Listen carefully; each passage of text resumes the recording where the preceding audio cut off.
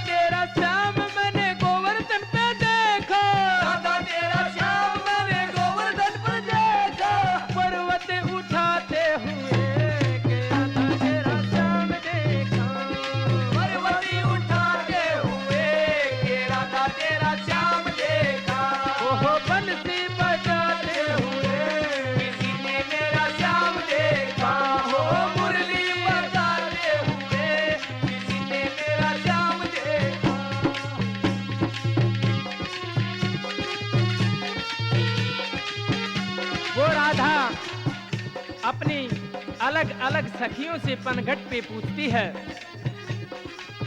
तो वो उसका मजाक उड़ाती हैं। कोई कहीं बताती है तो कोई कहीं बताती है।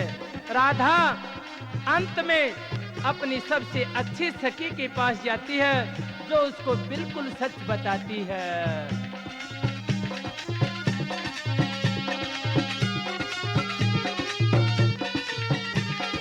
राधा तेरा